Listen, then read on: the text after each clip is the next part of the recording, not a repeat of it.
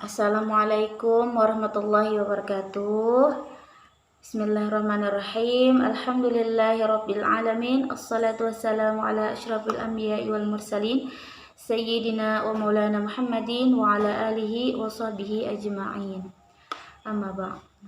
Jadi hari ini kita sambung minggu lalu karena ada perubahan jadwal, bukan jadwal sih, perubahan perkuliahan jadi online. Nah, jadi yang seharusnya minggu ini kalian yang menjelaskan, itu tetap saya yang menjelaskan ya jadinya.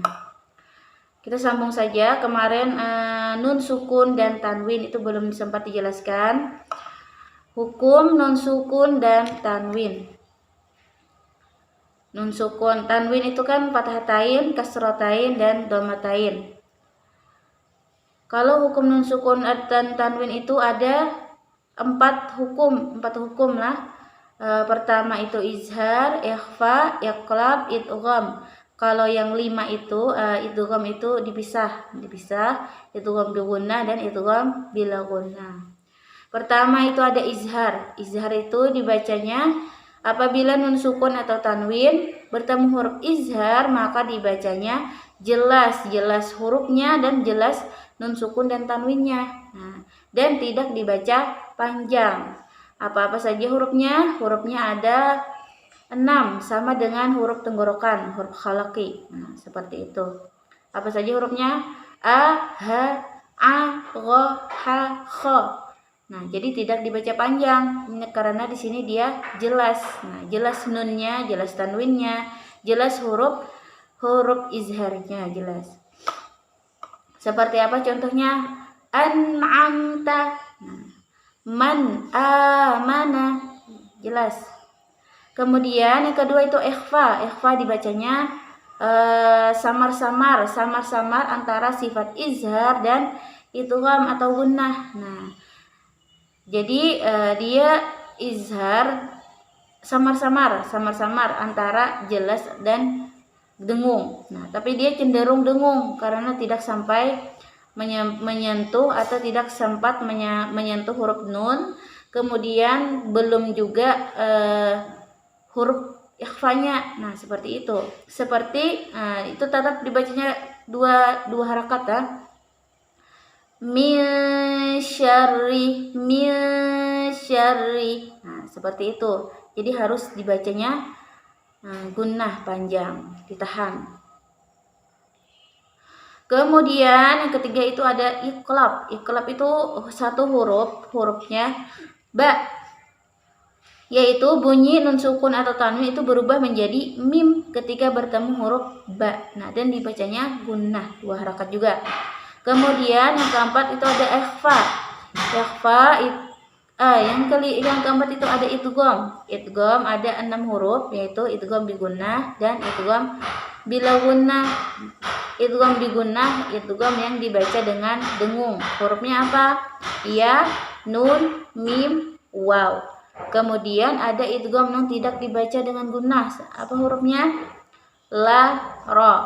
Dia memang memasukkan tapi tidak dengan gunnah, artinya tidak panjang.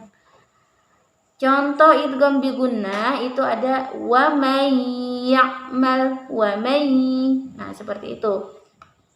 Kalau idgham bila gunnah mir rabbihim, langsung ke huruf ro-nya. Kecuali ini ada huruf idgham yang diizharkan. Seperti apa? Seperti kata bunyanun, sinwanun, qinwanun, ad-dunya. Nah, seperti itu. Ada di 4 kata dalam Al-Quran. Itu ada surah ke-61 ayat 4, kemudian surah ke-13 ayat 4, surah ke-6 ayat 9, dan surah ke-6 ayat 29. Sampai sini paham kira-kira? Ya, kemudian kita sambung lagi pada hukum mim sukun ya. Mim sukun itu ada 3 hukum. Ada 3 hukum. Pertama itu izhar syafawi, kemudian ikhfa syafawi, idgham mislain atau idgham mimi. Izhar syafawi apabila mim sukun bertemu huruf-huruf selain mim dan ba. Jelas dibaca tanpa gunnah. Itu izhar syafawi. Contohnya alhamdulillah, hamdu. Nah, izhar dibaca jelas. Alhamdulillah. Nah, kemudian ada ikhfa syafawi. Ikhfa syafawi itu apabila mim sukun bertemu huruf ba, dibaca samar disertai gunnah. Contohnya seperti apa? Tarmihim bihijaratim, tarmihim bi. Nah, seperti itu. Itu jelas dibaca gunnah panjang lah bila ikhfa syafawi. Kemudian ada idgham mislain atau idgham mimi. Idgham mimi itu apabila mim sukun bertemu huruf mim dibaca sempurna dan disertai gunnah. Berarti kan harus dibaca panjang. Seperti apa contohnya? Innaha alaihim muqsadah.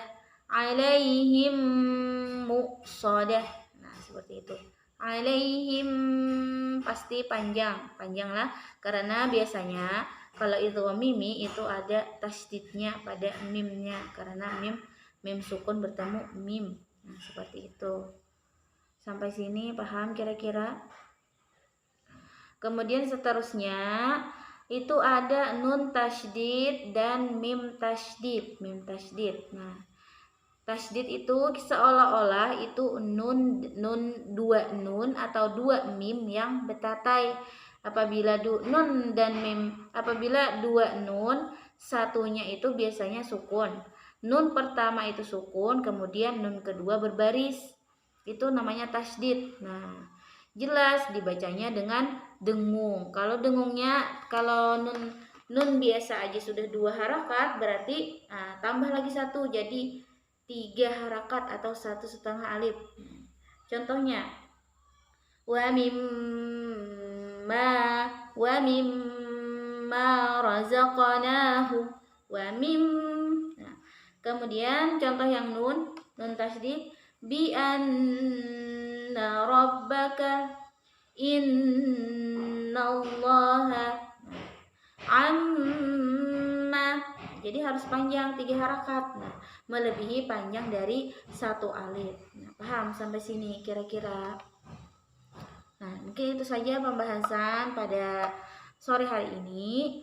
Nah, untuk tugasnya itu kan biasanya ya itu saja pembahasan pada hari ini. Wassalamualaikum warahmatullahi wabarakatuh. Nanti di chat sajalah tugasnya.